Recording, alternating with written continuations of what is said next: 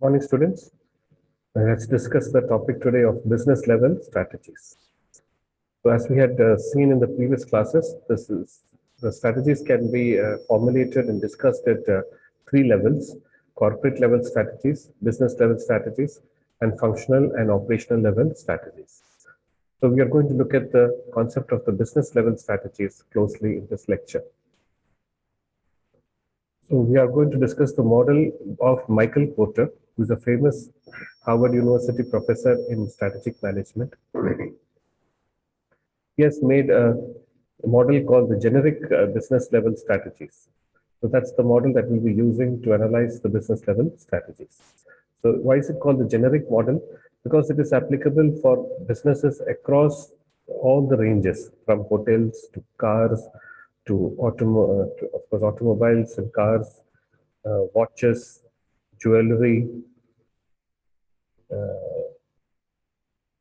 and whatever product you can claim, two-wheelers, auto rickshaws, wherever competitors are present. This model is applicable, right? So that's why it's called generic business level strategies of Michael Porter. So this particular model, let's go directly to the model. So as you can see, this is the generic business level strategy. Sometimes we call it the four level or four strategies. Sometimes we call it five. You will know the reasons shortly. Because you can see in this model, there are four strategies. Sometimes you have got something called integrated strategies, which you put in the middle. Some authors believe in that, but it's not there in the original Michael Porter model. So it's called the five generic strategies sometimes. Okay. So this is the original model which he made. So let us discuss this and let us see what is he trying to tell us in this model about how to analyze what kind of business strategy we have to follow. We can follow. So as you can see, this model has got two dimensions. One is the strategic target, which he calls strategic target, which can be industry-wide or a particular segment only. Okay, industry-wide or a particular segment only. And the next is a competitive advantage.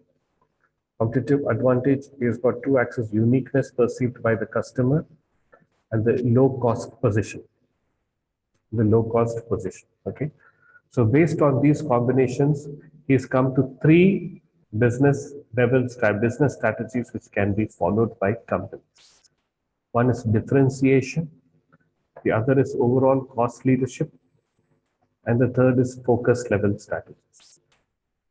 So differentiation is said to be followed when the strategy is industry-wide and it is based on the uniqueness perceived by the customer. And based on the uniqueness, and it is said to be cost leadership when it is industry-wide and the company takes low-cost positions. It's called overall cost leadership strategy. And when you work on a particular segment, you are set to follow a focus strategy. Okay, you're set to be a focus strategy. As we can see in the next slide, focus strategy can take two forms: cost focus and differentiation focus. Correct? Cost focus and differentiation. So if you are in particular segment and your uniqueness perceived by the customer, it is called differentiation focus. Because instead of the whole industry, you are at a particular segment. And if you are at the low cost position and you are at a particular segment, you are called cost focus. You are said to be following a cost focus strategy. Here you are said to be following a differentiation focus strategy. And if it's industry-wide, we call the strategy differentiation when it is made on uniqueness perceived by the customer. And when you are seeing at working at a low-cost kind of a phenomenon, that's your basic approach to the business, we call it as overall cost leadership. Now, coming to what exactly these terms mean and what is that strategy exactly? What is differentiation strategy? What is overall cost leadership strategies? And what is focus strategies? So in a differentiation strategy, the company says that I'm going to make very unique products. I'm going to make unique products which the customer is really going to value after understanding each customer group's requirement I'll be making products for them which are very unique and which have got all the features and technological uh, advances in that, and therefore the customer is ready to pay extra for me for the kind of different way I'm doing the business for them, for the different way in which I'm going, for the special kind of care I'm taking for them and making products for them. The customers are definitely ready to pay more for me. Correct? That kind of a strategy is called differentiation strategy. Many companies adopt this strategy. In fact, there are many companies in all the industries which adopt this strategy. Right? In the automobile, you have BMW, you have Mercedes-Benz, you have Kia, which has come. She's saying that I'm better than Hyundai and I'm better than all the other brands. And Mercedes-Benz says that you cannot compare me with other cars. I'm a unique car. Ferrari, it's a differentiation product. We'll come to Ferrari. It is a differentiation focused product. Anyway, a differentiation product like Mercedes-Benz, Rolls-Royce, right? All these are differentiation products. In hotel industry, we can say the seven-star Taj Hotel in Mumbai, right? Or the Leela Palace kind of hotels, right? Or the Hotel David, King David Hotel in Jerusalem. It has got all kinds of anti-terrorist measures in that. Right?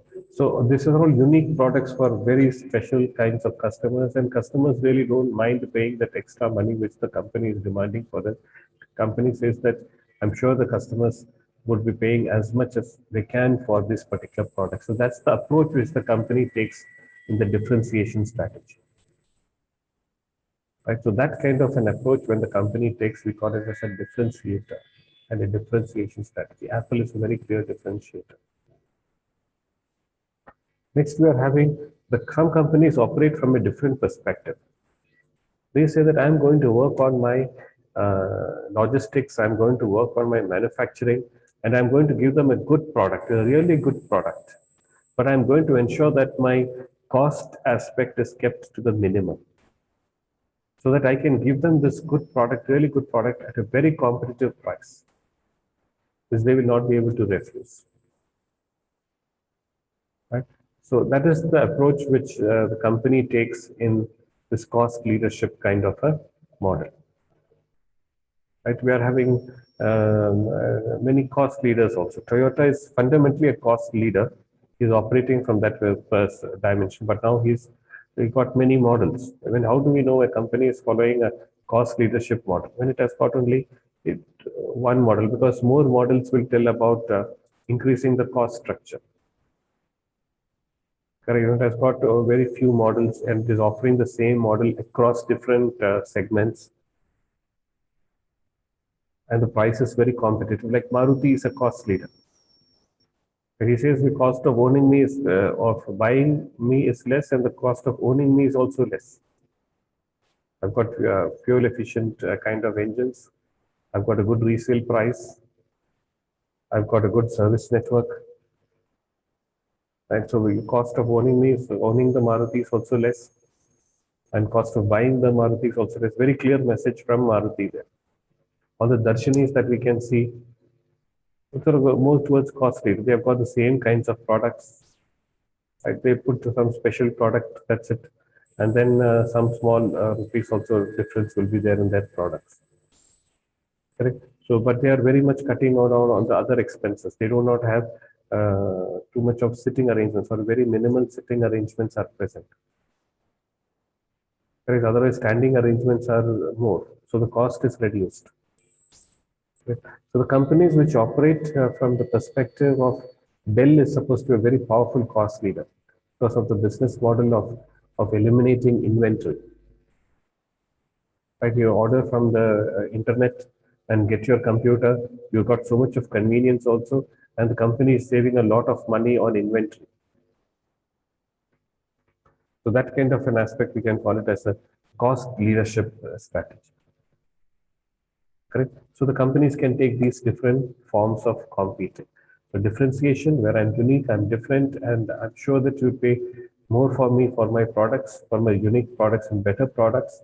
And the cost leadership which says that I'm not, it's not uniquely made for you. It's a very good product, a good product with all the basic features, and you will enjoy it, and you can get it at a very good price. So that's the approach the company takes in this kind of model. It's called as the overall cost leadership business model. Right? So these are the two main kinds of business level strategies. Now the company can also operate on a focus strategy where he tries to understand the requirements of that segment, of that niche, and make the products best for that particular niche of products. Right? For example, Ferrari is a focus strategy because it is only for the racing kind of cars. It's only for cars which got broad roads and who really enjoy the speed element to a very high level. And you can't drive it in most of the roads in India. Focus strategy. We can call him like a focus differentiator. Right, okay, I'll go to the next model. So we have already talked about when the broad target is concerned, it is basically here it is reversed. So don't get confused. That cost leadership is here and differentiation is here. Okay, so based on competitive advantage. So if it is a broad target means it is a difference and it's a uniqueness. Based on uniqueness, it is differentiation. So here you have got cost focus and differentiation focus. So you can say that this focus can take two forms. Suppose you are following a differentiation, that is, you are giving the uniqueness like Ferrari is doing. It is a focus differentiator. And then here, if you are giving that focus to a very narrow segment, but from a cost perspective, that is, I'm lower cost, like all the Darshanis. Darshanis is, of course, basically cost leadership. You can say about there is a hotel called Checkers in US where you can have your burgers, you can and have it in the car. There is no seating, but you can just drive in through and you can collect your burger and you can have it in the car. So you are having a bigger burger and a bigger bun and a bigger everything because the company is able to do that because it is saving a lot of money. It is not putting the infrastructure for you to sit and eat. It's saving a lot of money. And it is giving it at a lower cost. It can give the burgers at a much lower cost, and it can give a probably bigger burger also. So much of cost advantage it has got. So we can say that it's a cost focus strategy. So basically, this type of companies study a particular segment and all the relevant aspects for that particular